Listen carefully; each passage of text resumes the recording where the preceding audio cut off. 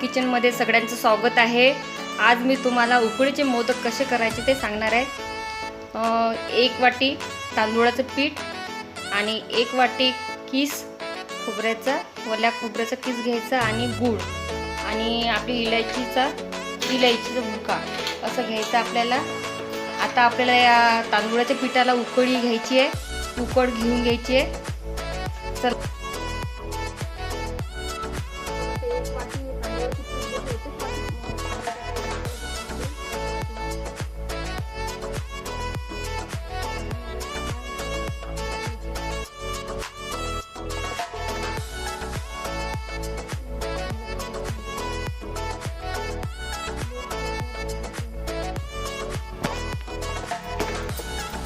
आता हे 20 मिनिटांसाठी झाकून ठेवायचं आपल्याला। खोबऱ्याचा किस आपल्याला भाजून घ्यायचा आहे, छान असा परतून घ्यायचा, याला लालसर होऊ द्यायचा आहे।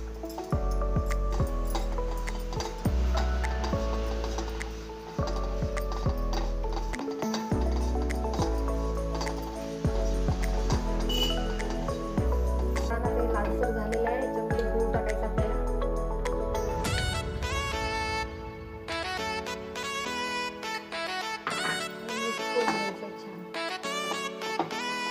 सारण करून घ्यायचं आपल्याला।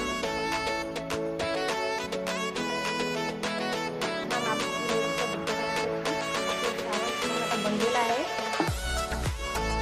20 मिनिटं झालेली आहे। आता आपण ते पीठ ताटामध्ये घेत आहे आणि याला थंड होऊ द्यायचं छान। याचा गोळा करायचा आपल्याला। गोळा बनलेला आहे। आता मी तुम्हाला उकडीचे मोदक कसे करायचे सांगणार आहे।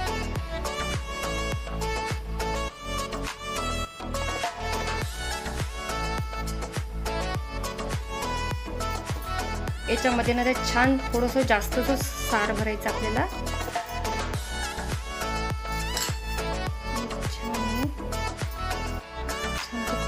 जमा करून घ्यायचं आपल्याला। ते फुटले सुद्धा नाही पाहिजे आपले असे बनवायचे आपल्याला।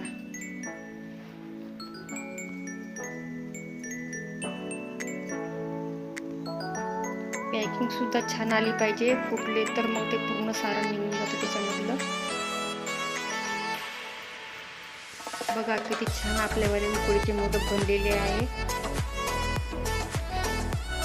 हे आपले उकडीचे मोदक आता उकळायला ठेवलेले आहे। आता याला 15-20 मिनिटं उकळू द्यायचं आणि छान याला झाकून ठेवायचं आपल्याला।